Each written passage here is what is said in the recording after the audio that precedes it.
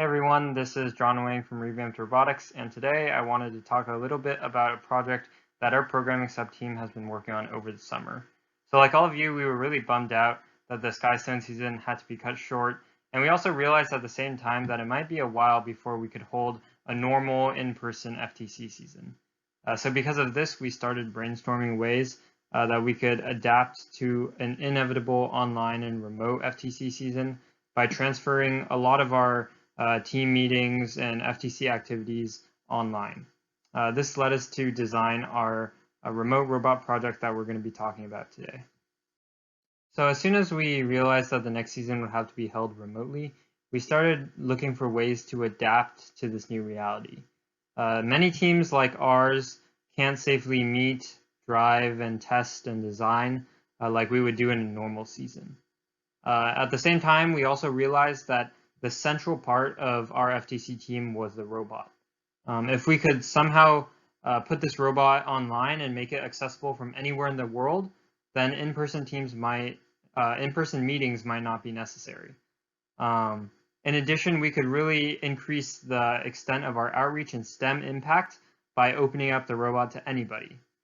So today we'll be taking a little demo and also a brief explanation of how we did this. All right, let's take a look at the setup from a user's end point of view before we get into the demo.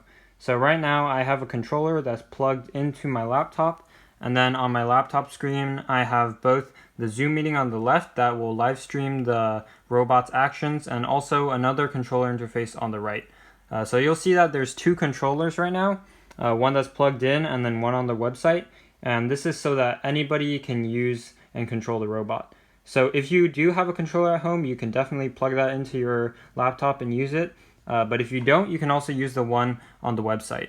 And then again, the Zoom meeting on the left will be broadcasting live the robot's actions. So now that you know that, let's get into the live demo. The Zoom meeting is broadcasting from Kyle's house, which is a long ways away from where I am right now. So I have this controller that's plugged into my laptop.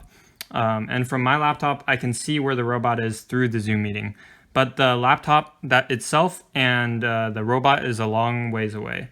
So we're actually going to see live how we can remotely control the robot using the controller that's plugged into my laptop. So I'm just going to do some basic movements on the gamepad.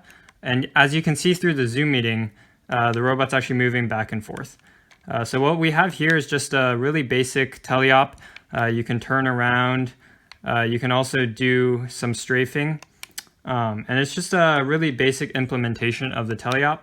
But this is actually being remotely controlled. So I'm here at my house and I'm moving it through this controller, and it's moving the robot that's in Kyle's house. As you can see, the robot's moving in Kyle's house and I'm controlling it from the controller in my laptop.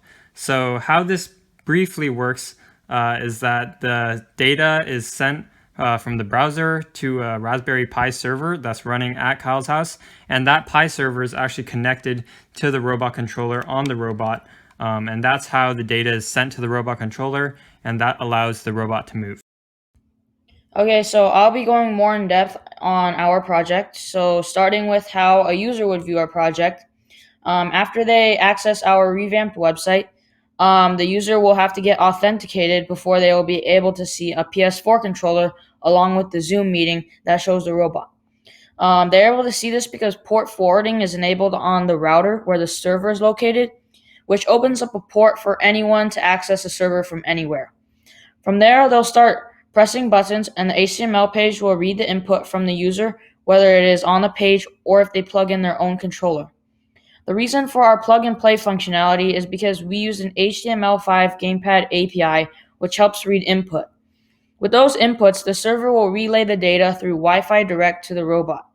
The robot will be able then to decrypt the data and translate it into gamepad values to make the robot move.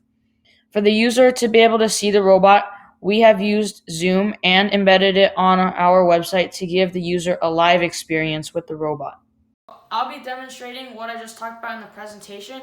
And so I'll start with John, who's at his house and he's on a revamped website clicking buttons.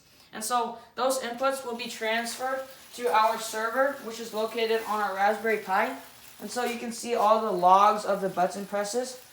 And so that data will eventually be transferred to our robot controller, where we are running code that is able to interpret all of the data and translate it into robot movements. And so the way that John is able to see his movements is we have our Zoom meeting, which is embedded on our revamped website. And so it's pretty much this webcam that's broadcasting all of John's movements. So through this project, we were able to move a large part of our FTC season online, and we were also able to extend the reach of our STEM impact and also our outreaches.